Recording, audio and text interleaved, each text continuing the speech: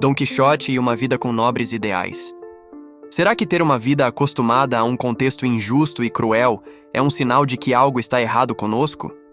Ou ter uma vida baseada em ideais que ninguém mais valoriza, na verdade, é um sinal de loucura? Ter uma vida com sentido onde nada mais faz sentido é coragem ou insensatez?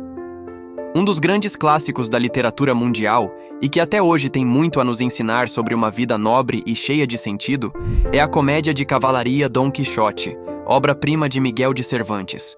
No livro de 1605, O Engenhoso Fidalgo Dom Quixote de La Mancha, conhecemos um senhor no alto dos seus 50 anos que enlouquece depois de ler muitos livros de cavalaria.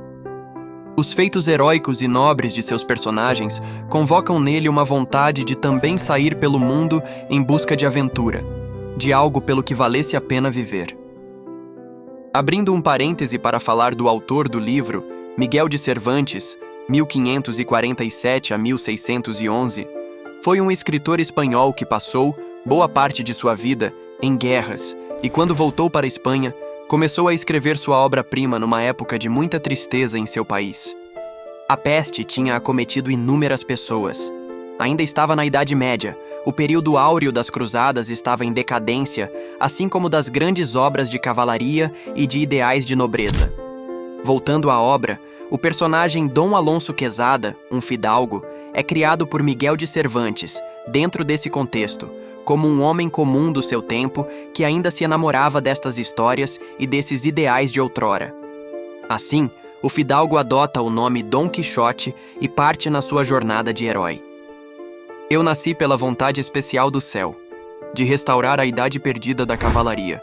Eu sou Dom Quixote de La Mancha. Dom Quixote era heróico num tempo em que não se valorizava mais o heroísmo.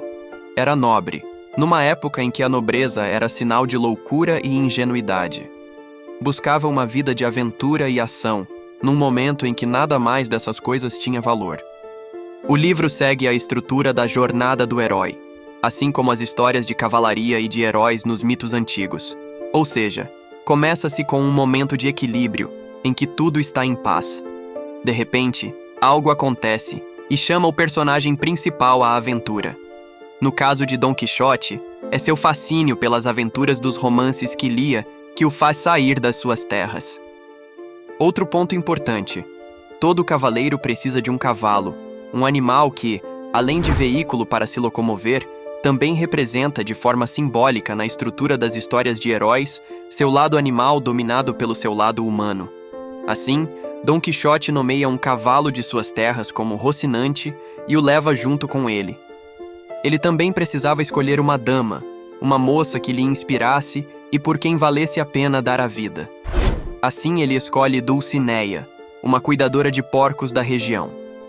Para os cavaleiros, uma dama não significava somente um amor romântico, mas também um convite da alma, uma conexão profunda com algo que está além de si mesmo e de seus desejos mais superficiais e fugazes.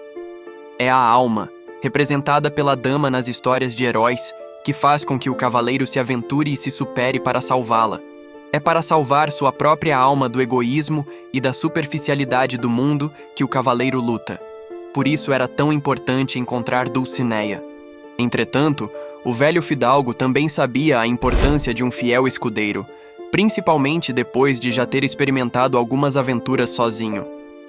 Ele volta às suas terras e escolhe seu vizinho Sancho Panza, um homem simples e sem muitos sonhos, como companheiro de aventuras.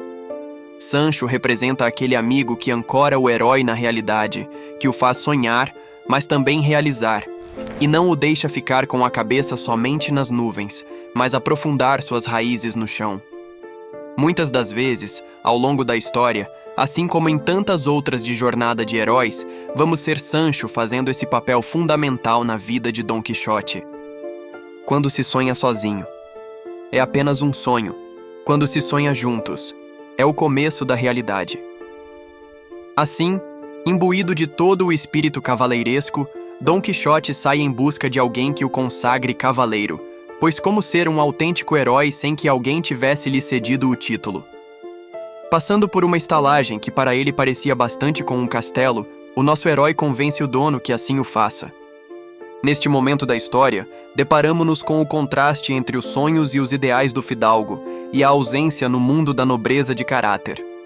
Parece que Cervantes queria nos dizer que, por mais que Dom Quixote tivesse belos ideais, o mundo já não comportava mais isso.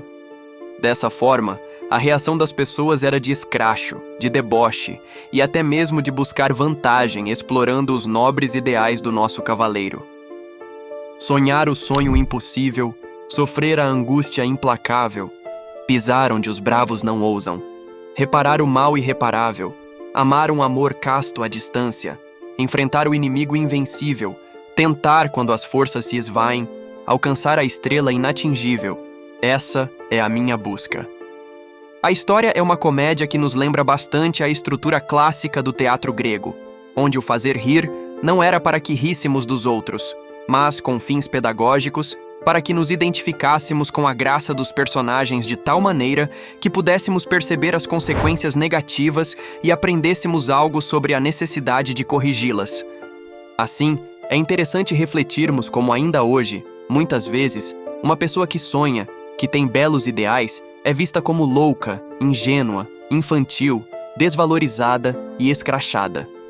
Ao mesmo tempo, contemos quantas são as vezes que nós mesmos perdemos a coragem de enfrentar nossos dragões com um egoísmo, uma ignorância, uma arrogância, uma preguiça, uma covardia, achando que são meros moinhos, indefesos, que não causam mal algum a nós e aos demais.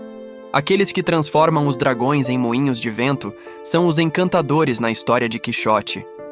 São os elementos da vida capazes de fazer com que algo nobre pareça vulgar, sem significado, banal, sem importância. É o que poderíamos dizer que causa a inversão de valores. O bonito se torna feio, o nobre se torna louco, o justo se torna cruel, o bem parece mal. Achamos engraçada a cena em que nosso fidalgo luta com os moinhos de vento, chamando-os de gigantes.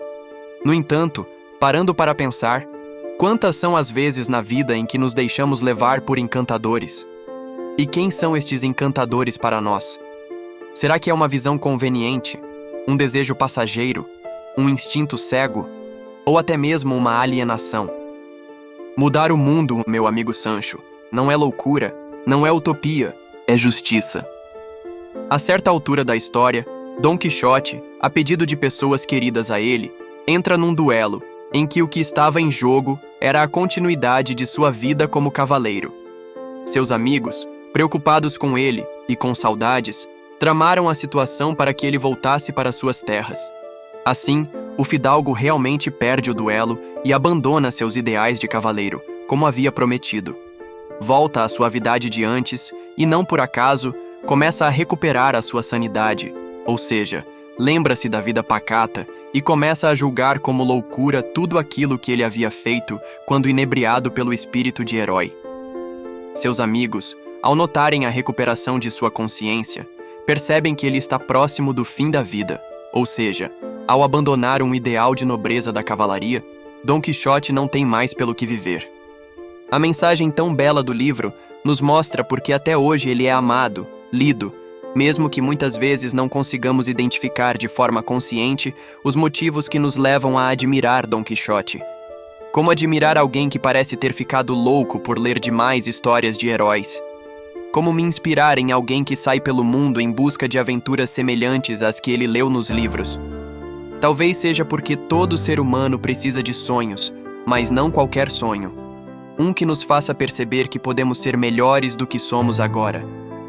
Existiram épocas, existiram seres humanos que foram melhores, que perseguiram sonhos nobres, que viviam uma vida cheia de ideais, que buscavam ser grandes, não em estatura, mas em alma.